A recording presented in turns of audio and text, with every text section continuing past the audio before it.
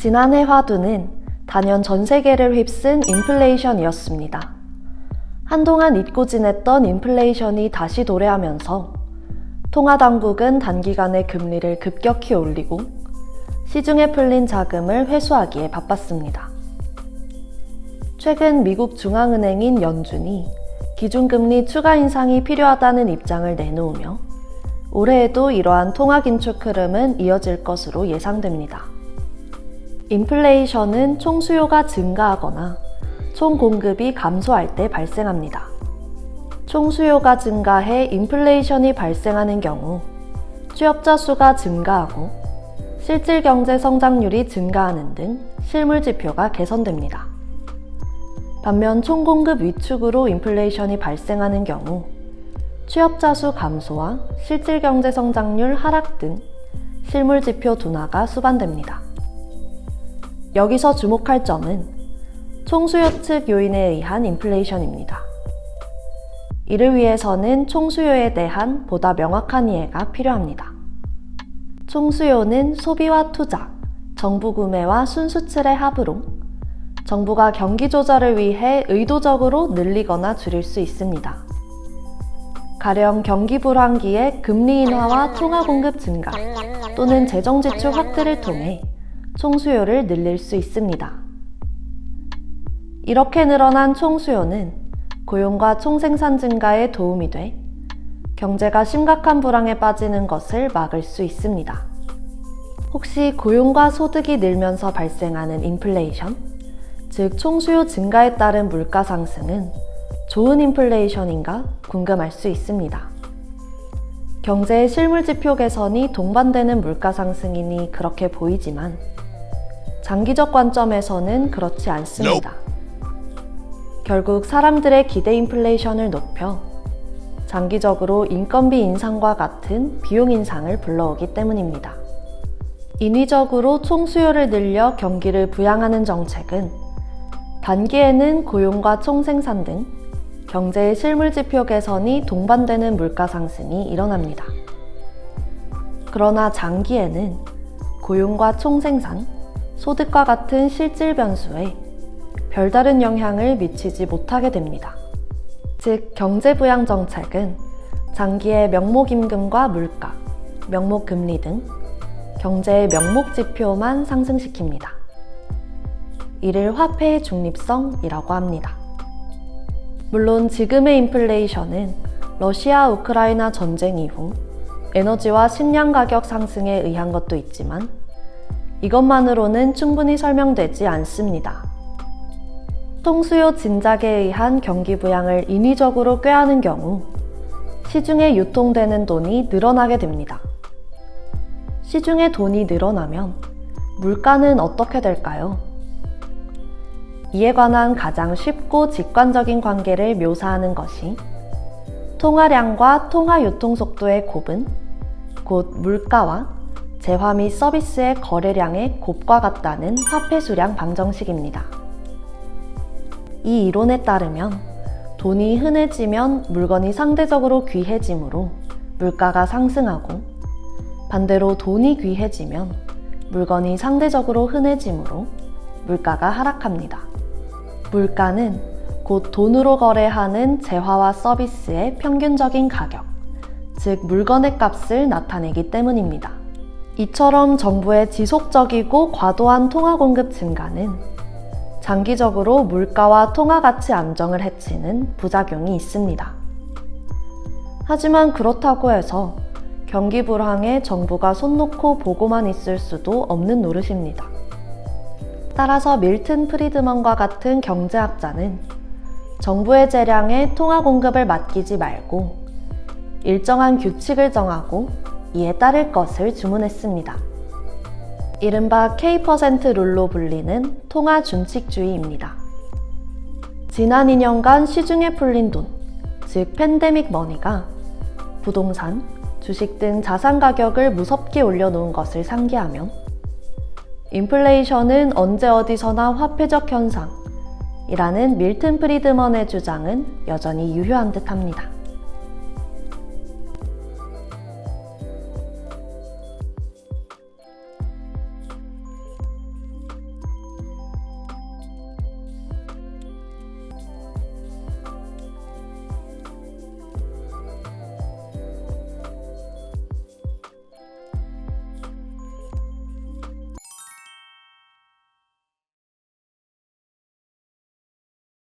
세계적으로 인플레이션이 치솟고 있습니다. 인플레이션을 잡기 위해 금리를 급격히 인상하고 있는 파월 연준 의장은 인플레이션을 잡는 데엔 불경기 등 고통이 따를 것이라고 했죠. 인플레이션을 잡는데 왜 애꿎은 실업률이 늘어나는 걸까요? 인플레이션도 줄이고 실업률도 줄여 모두가 행복할 순 없을까요? 필립스 커브에 따르면 이는 불가능합니다. 1958년 영국 경제학자 윌리엄 필립스는 임금 상승률과 실업률이 반대로 움직인다는 사실을 밝혀냈습니다. 얼마 지나지 않아 세뮤얼슨 등 미국 경제학자들에 의해 인플레이션과 실업률도 상충관계가 있다는 것이 밝혀졌습니다. 필립스 커브 이론에 따르면 물가 상승률이 낮으면 실업률이 높고 물가 상승률이 높으면 실업률이 낮아 물가와 실업률이 반대로 움직이게 됩니다. 물가 상승률과 실업률이 동시에 낮아지거나 동시에 높아지는 건 적어도 필립스 커브에 따르면 불가능한 일입니다. 그렇다면 왜 이러한 상충관계가 발생하는 걸까요? 통화량을 늘리거나 댐을 짓는 등 확장적인 재정, 통화 정책을 실시하면 소비가 늘고 생산이 늘면서 물가가 상승합니다. 생산을 늘린 만큼 기업들은 근로자 채용을 확대해 실업률은 감소하죠. 긴축 때에는 반대로 같은 원리로 물가가 하락하고 실업률은 늘게 됩니다. 물가와 실업률 모두 잡을 수는 없기에 정부는 적절한 정책을 통해 이 둘의 균형을 이루고자 했죠. 그러나 1970년대 오일 쇼크로 물가와 실업률이 모두 오르는 스태그플레이션이 발생하면서 상황이 달라졌습니다. 물가와 실업률이 상충관계에 있다고 말하는 필립스 커브로는 설명할 수 없었죠. 스태그플레이션 이후 경제학자들은 인플레이션을 수요 측면과 공급 측면으로 나누는 데에서 해답을 찾았습니다. 오일 쇼크 같은 공급 충격으로 인한 인플레이션은 필립스 커브로 설명할 수 없지만 경기 호황으로 인한 수요 견인 인플레이션은 여전히 필립스 커브로 설명이 가능하다고 봤죠. 필립스 커브는 또 다른 도전을 받습니다. 단기적으론 필립스 커브가 들어맞지만 장기적으론 필립스 커브가 적용되지 않는 것이죠. 아무리 돈을 찍어내도 실업률이 일정한 수준에 도달하면 인플레이션만 생길 뿐 실업률은 더 이상 줄지 않습니다. 정부가 매번 실업률을 잡기 위해 물가 상승을 용인한다면 합리적인 사람들은 다음에도 물가가 상승할 것이라고 쉽게 예측할 수 있죠. 예측이 부정확할 때는 기업이 고용을 늘리는 등 실업률이 감소하게 되지만 모든 경제 주체가 정확하게 물가를 예측한다면 이런 효과를 기대하기 어렵습니다. 따라서 장기적으로 필립스 커브는 일정 실업률 수준에서 더 이상 줄지 않고 수직이 됩니다. 이때의 실업률을 자연 실업률이라고 부르죠. 물론 단기적으론 물가가 오르면 실업률이 줄게 됩니다. 사람들이 물가가 오르는 것을 예측하지 못하기 때문이죠. 결국 단기적으로는 실업률을 줄이기 위한 정부의 확장적인 재정 정책이 효과를 볼 수 있지만 장기적으로는 실업률도 줄지 않고 인플레이션만 부추길 수 있는 것입니다. 필립스 커브의 무용론은 여전히 끊이지 않고 있습니다. IT 산업의 발달과 공유경제의 등장 등 빠르고 다양하게 변화하는 경제 환경으로 필립스 커브의 물가와 실업률 간의 상충관계가 더 이상 유효하지 않다는 의견도 있죠. 그럼에도 필립스 커브는 여전히 재정과 통화 정책에 대한 주요 근거로 사용되고 있습니다. 앞으로도 필립스 커브가 살아남아 경제의 가이드라인으로 기능할 수 있을지 지켜볼 필요가 있겠습니다.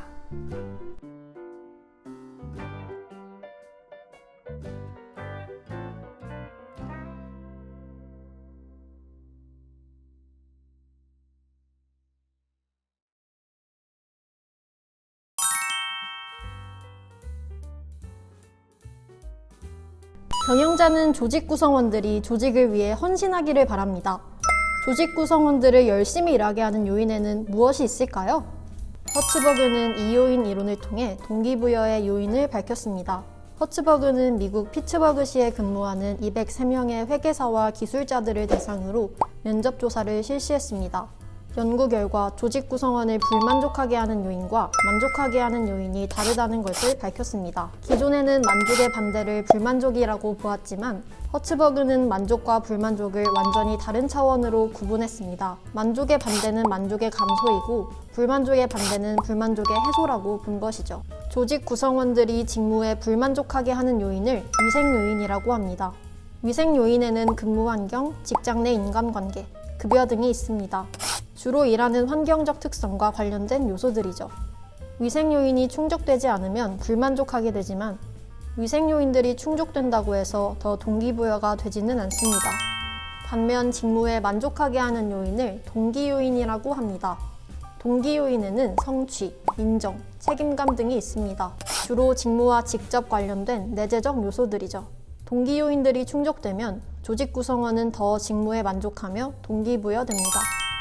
허츠버그의 이요인 이론에 따르면 경영자가 조직 구성원들을 동기부여하기 위해서는 직원들이 직무를 통해 성취감을 느끼고 성장하고 책임감을 갖게 하여 동기부여되도록 해야 합니다. 위생 요인은 불만족 해소에만 영향을 미치므로 경영자가 직원들을 열심히 일하게 하기 위해서는 동기 요인들을 충족해야 하는 것이죠. 이요인 이론에 대해 직무 만족과 불만족이 서로 다른 차원이 아니라는 비판 의견도 있습니다. 그러나 이요인 이론은 조직 구성원의 의욕 상실이나 직무 불만족의 원인을 개인의 성격, 태도와 같은 개인적 특징이 아니라 직무 자체에서 찾았다는 점에서 시사하는 바가 있습니다.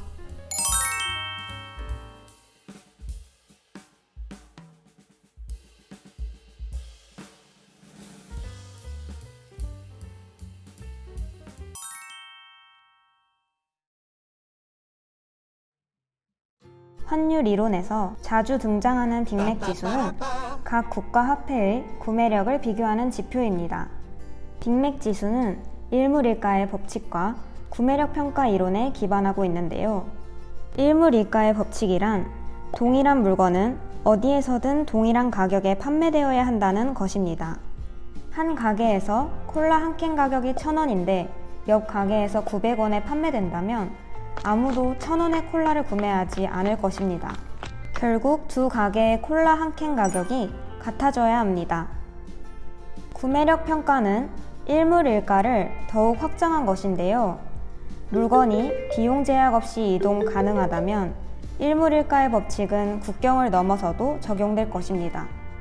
구매력 평가 이론은 한 나라의 화폐가 어느 나라에서나 동일한 구매력을 가지도록 환율이 결정되어야 한다는 이론입니다. 가령 한국에서 콜라 한 캔이 1,000원에 판매된다면 미국에서도 동일하게 한국 돈 1,000원으로 콜라를 살 수 있어야 합니다. 미국에서 콜라 한 개 가격이 1달러라고 생각해 봅시다. 구매력 평가에 따르면 1,000원은 미국에서도 콜라 한 개를 살 수 있는 가격이기에 외환시장에서 1달러와 교환될 수 있어야 합니다. 즉, 환율은 달러당 1,000원이 됩니다. 그러나 일물일가의 법칙은 상품이 동질적이고 상품 운송에 비용이 들지 않는다는 비현실적 가정에 크게 의존하고 있습니다.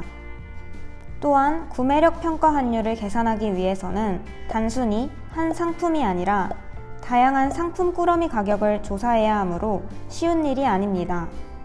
1986년 영국의 경제지 이코노미스트에서는 구매력 평가 이론을 토대로 재밌는 시도를 했는데요.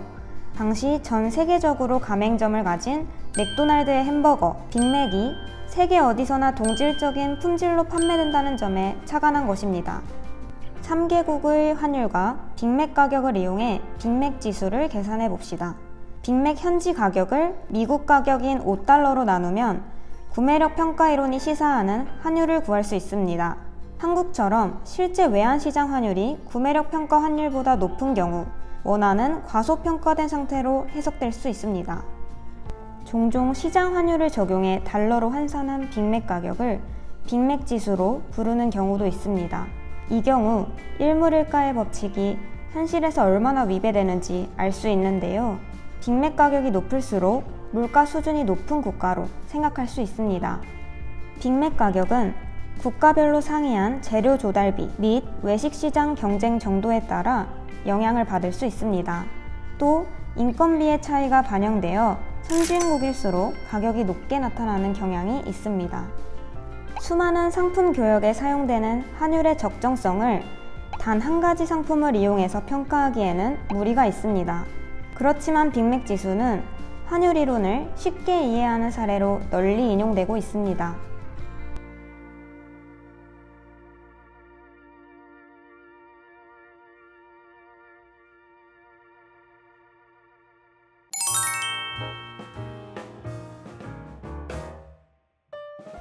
기업 재무를 공부하다가 웩이라는 단어를 들어보신 적이 있나요? 이 영상에서 소개할 개념은 웩입니다. 기업에 좋은 투자안이 있는데 자금이 모자랄 경우 기업은 외부로부터 자금을 조달하게 됩니다.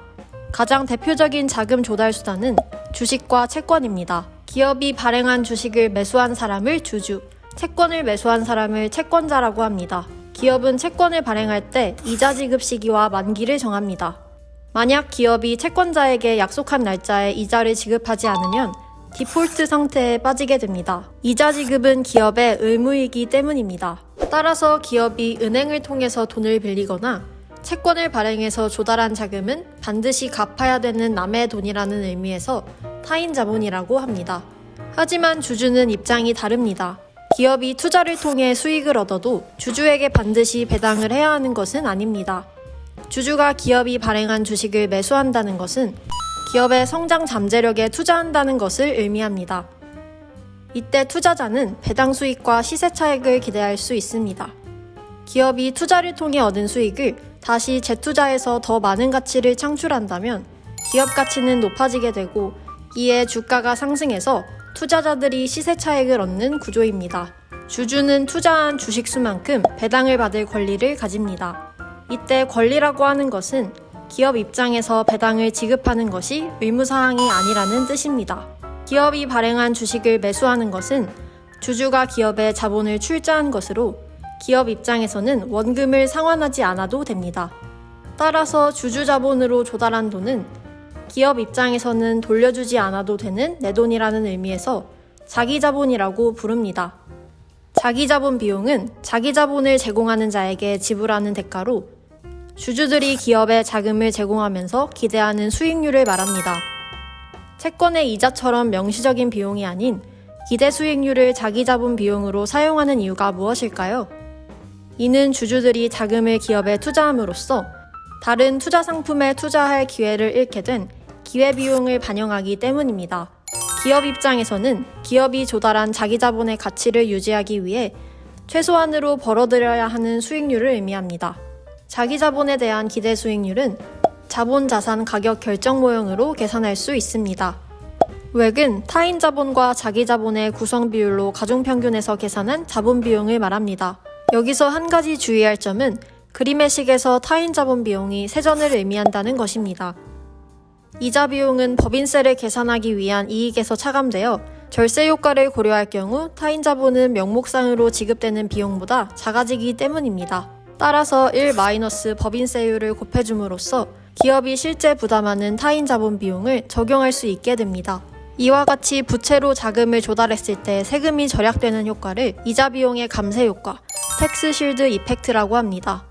쉴드는 방패를 의미합니다. 기업이 타인 자본으로 자금을 조달하면 법인세를 계산하기 위한 이익의 크기를 줄여서 일종의 방패 역할을 하는 것입니다. 웩 개념이 중요한 이유는 기업이 투자 의사결정을 하거나 자금 조달 의사결정을 할 때 기준이 되는 숫자이기 때문입니다. 일례로 투자안의 수익률이 웩보다 높으면 이 투자안은 수익 창출 능력이 있는 좋은 투자안이라고 판단할 수 있습니다. 웩은 투자안의 가치 평가를 할 때 사용하는 할인율로도 사용됩니다. 할인율은 투자자가 비슷한 수준의 위험을 가진 투자 대상과 비교하여 기대하는 수익률로 자본에 대한 기회비용을 의미합니다. 기업 입장에서는 웩을 할인율에 적용함으로써 타인 자본과 자기 자본을 제공한 투자자들에 대해 부담해야 할 비용으로 인식할 수 있습니다. 이 영상이 웩을 이해하는 데 도움이 되었기를 바랍니다.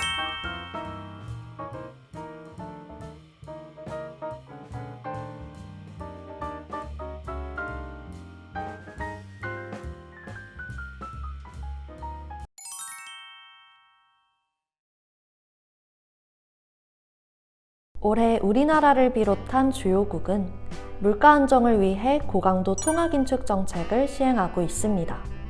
연이은 통화긴축으로 시중에 유통되는 통화가 회수되며 기준금리가 급등했습니다.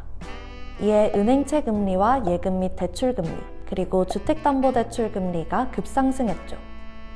인플레이션 피크아웃으로 물가 상승세가 한풀 꺾인 모양새지만 상당 기간 고금리 정책을 유지하겠다는 연준의 의지가 있는 만큼 당분간 고금리 기조는 유지될 것으로 보입니다. 여기서 한 가지 의문이 듭니다. 도대체 금리와 통화량 사이에는 어떤 관계가 있는 것일까요? 금리는 화폐가 거래되는 시장의 수요와 공급에 의해 결정됩니다. 화폐 시장에서 단기금리가 결정되는 원리를 이해하면 시장에 존재하는 수많은 금리가 어떤 방향으로 움직이는지 쉽게 예측할 수 있습니다. 차익거래 원리에 의해 장기금리는 단기금리와 같은 방향으로 움직이기 때문입니다. 단기금리의 결정 원리를 이해하는데 가장 유용한 이론은 유동성 선호 이론입니다. 유동성은 자산을 얼마나 쉽고 빨리 현금으로 바꿀 수 있는지를 일컫는 개념이기에 이를 간단히 화폐나 돈으로 부를 수 있습니다. 유동성 선호란 사람들이 결제를 할 때 유동성, 즉 현금을 다른 금융상품보다 더 선호한다는 것입니다. 화폐 보유에는 세 가지 동기가 있습니다.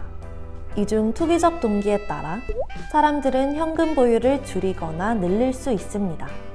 이때 사람들이 현금 대신 채권이나 다른 금융상품을 보유하기 위해서는 현금 보유를 포기한 대가, 즉 유동성 포기의 대가를 지급해야 합니다.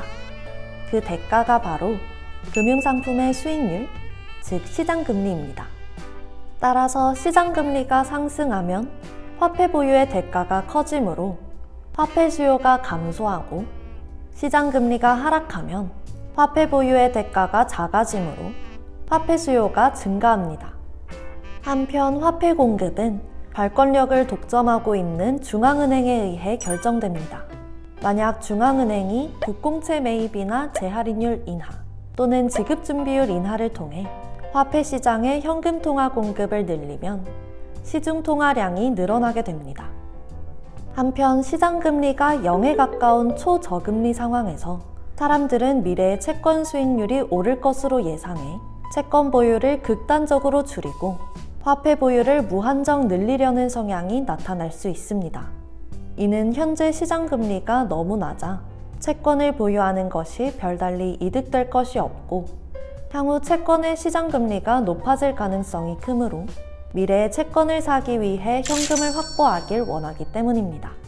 이 경우 중앙은행이 통화 공급을 아무리 늘려도 화폐 수요로 흡수될 뿐 좀처럼 채권 수요로 이어지지 않아 기업의 자금 조달로 연결되지 않고 가계와 기업의 금고로 흘러들어갈 뿐입니다.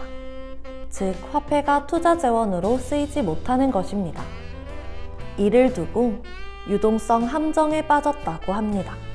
경제가 유동성 함정에 빠지면 단기금융시장에 자금을 공급해 금리를 낮추고 낮아진 금리가 가계 소비와 기업의 투자로 연결되는 연결고리가 끊어져 경기부양으로 이어지지 않습니다. 과연 실제로 유동성 함정이 존재하는가에 대해서는 여러 논의들이 있었지만 현실에 주는 함의는 대단히 중요합니다. 통화량을 늘려 경기부양을 꾀하는 정책은 결국 금리 인하를 통해 가계와 기업이 돈을 쓰도록 성공적으로 유도할 수 있을 때 비로소 효과를 가진다는 것입니다.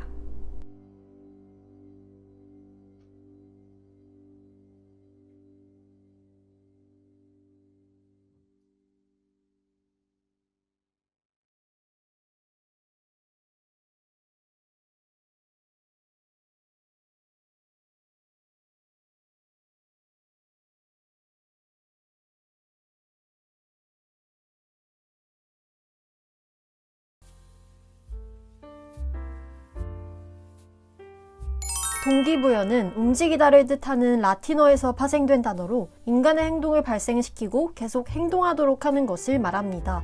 동기부여의 이론은 과정이론과 내용이론으로 구분할 수 있습니다. 과정이론은 인간의 동기부여가 어떤 과정을 거쳐서 이루어지는지를 설명합니다. 과정이론에는 브룸의 기대이론, 애덤스의 공정성 이론이 있습니다. 반면 내용이론은 인간을 동기부여시키는 욕구는 무엇인지를 설명합니다. 내용이론에는 매슬로우의 욕구 5단계 이론, 허츠버그의 이유인 이론이 있습니다. 이번 시간에는 동기부여의 과정 이론 중 하나인 브룸의 기대 이론을 살펴보겠습니다.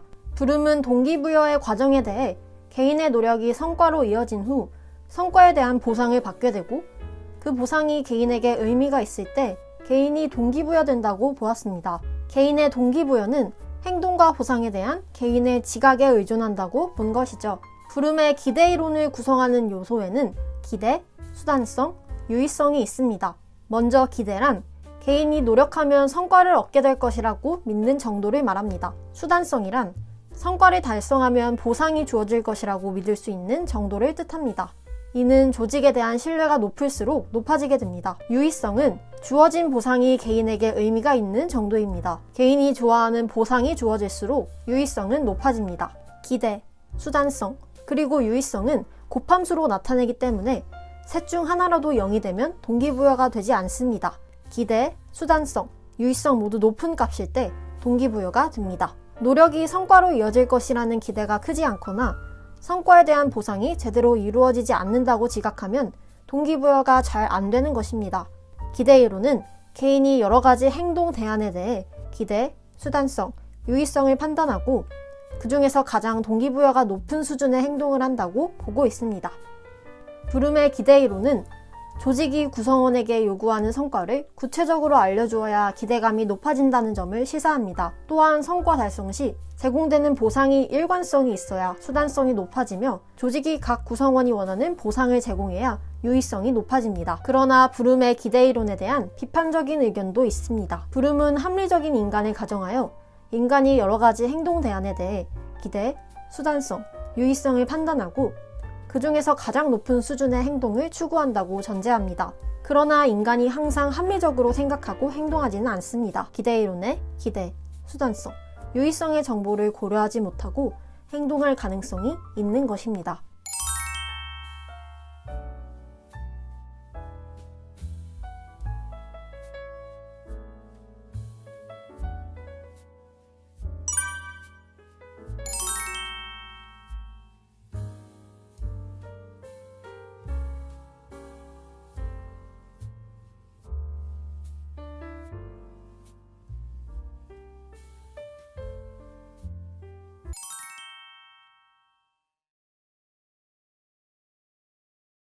BCG 매트릭스는 미국의 경영 컨설팅 업체인 보스턴 컨설팅 그룹에서 1970년에 개발한 사업 포트폴리오 관리 기법입니다. 기업은 성장 추구, 위험 분산, 범위의 경제 효과를 위해 여러 사업 분야에 참여합니다. 이렇게 기업이 여러 사업 분야에 진출하는 것을 다각화 전략이라고 합니다. 기업이 다각화 전략을 실시해서 여러 사업 분야를 보유하면 기업의 자원은 한정되어 있기 때문에 한정된 자원을 어떻게 배분할 것인지에 관한 문제에 직면합니다.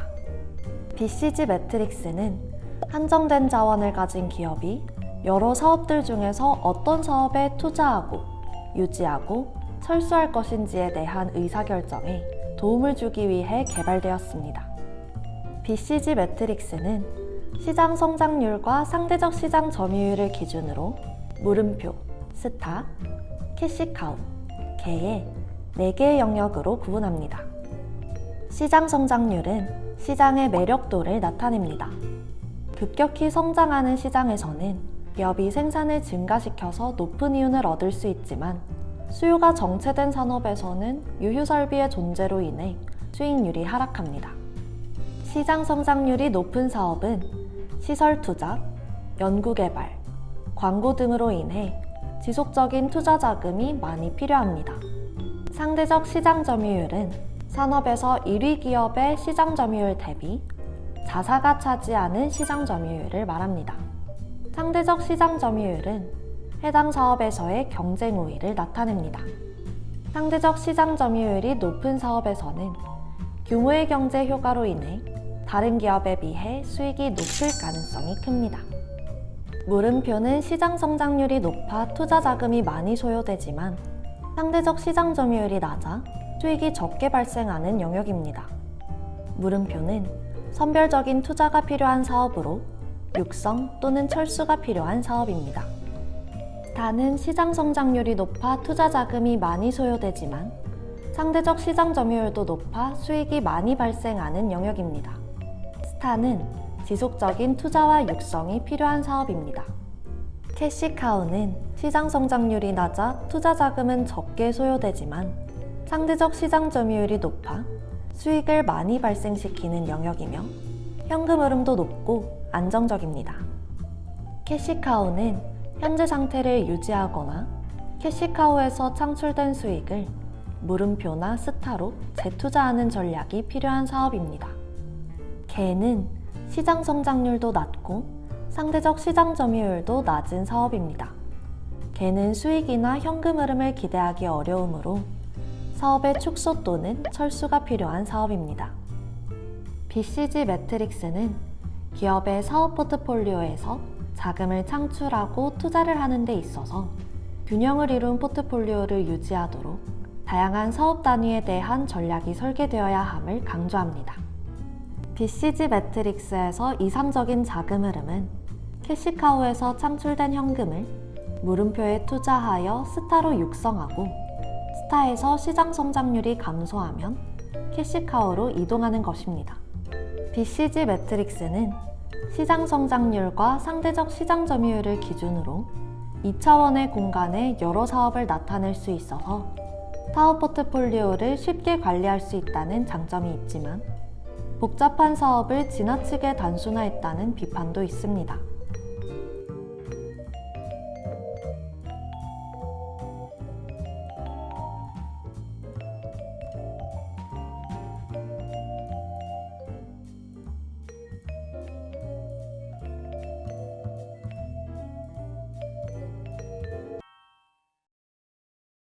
시장가치 분석은 기업의 주가와 재무제표 항목을 대비시켜 산출되는 비율을 통해 기업 가치를 평가하는 방법을 말합니다.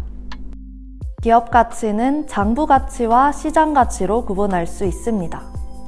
기업의 장부 가치는 재무제표에 기록되어 있는 주주 지분에 해당하는 금액으로 총 자산에서 총 부채를 차감한 순자산의 가치, 즉 자본 총계를 의미합니다. 기업의 시장 가치는 주가를 이용해서 계산할 수 있습니다. 주가는 투자자들이 금융시장에서 평가한 결과가 반영되어 있습니다. 주가의 발행 주식 수를 곱하면 시가총액이 산출되는데 시가총액이 기업의 시장 가치를 나타냅니다. 주가에는 기업의 성장 잠재력에 대한 투자자들의 기대가 반영되어 있습니다. 만약 투자자들이 기업의 성장 잠재력을 높게 기대하고 있다면 투자자들은 성장성에 높은 프리미엄을 지급하여 장부 가격보다 시장 가격이 더 높게 형성되는 것입니다. 수식으로 설명하면 시장 가격은 장부 가격과 성장성의 현재 가치의 합으로 표현할 수 있습니다. 이 식에서 시장 가격을 주식수로 나누면 주가가 됩니다. 우변은 주당 장부 가격과 주당 성장성의 가치의 합이 됩니다. 양변을 주당 장부 가격인 B로 나누면 좌변은 Price to Book, 즉 PBR이 되고 우변은 1 더하기 주당 성장성의 가치를 주당 장부 가격으로 나눈 값이 됩니다.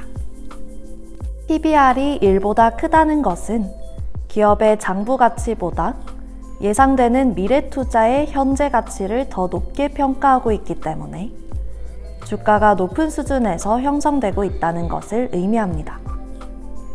이 식을 단순하게 정리하면 PBR은 주가를 주당 순자산으로 나눈 것입니다. 예를 들어 A기업의 PBR이 2라는 것은 현재의 주가가 장부 가치에 비해 2배 더 높게 형성되어 있다는 것을 의미합니다. 또 다른 시장 가치 비율로는 PER이 있습니다. PER은 주가를 주당 순이익으로 나눈 값을 말합니다. 앞서 설명한 PBR은 스톡 변수, 즉 절약 변수입니다. 반면 PER은 플로우 변수, 즉 유량 변수에 해당됩니다. 스톡과 유량의 차이는 예를 들면 자산과 연봉을 들 수 있습니다. 자산은 그동안 내가 번 돈이 누적되어 형성된 것이지만 연봉은 특정 기간에 한해 벌어들인 소득이죠. 예를 들어 A사의 PER이 10이라는 것은 주가가 10,000원일 때 1년에 주당 1,000원의 순이익을 내는 것으로 해석할 수 있습니다. 이를 다르게 해석하면 주가가 주당 순이익의 몇 배로 형성되어 있는지를 나타냅니다. 따라서 A사의 PER이 10이라는 것은 주당 순이익의 10배 수준에서 주가가 형성되어 있다는 것을 의미합니다. 투자자들은 직접 계산하지 않아도 다음금융, 구글 파이낸스와 같은 사이트를 통해 개별 기업의 PBR과 PER 수치를 확인할 수 있습니다. PBR과 PER은 가치 투자를 하는 투자자들이 자주 활용하는 변수입니다.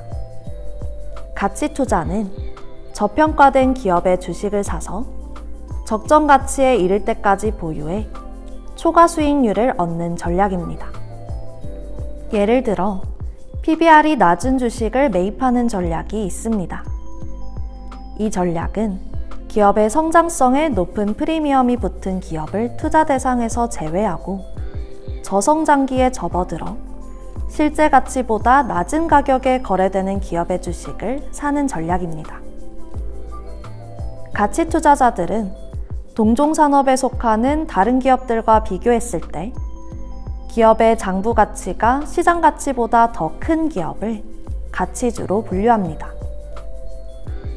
하지만 투자자들은 가치 함정을 주의할 필요가 있습니다.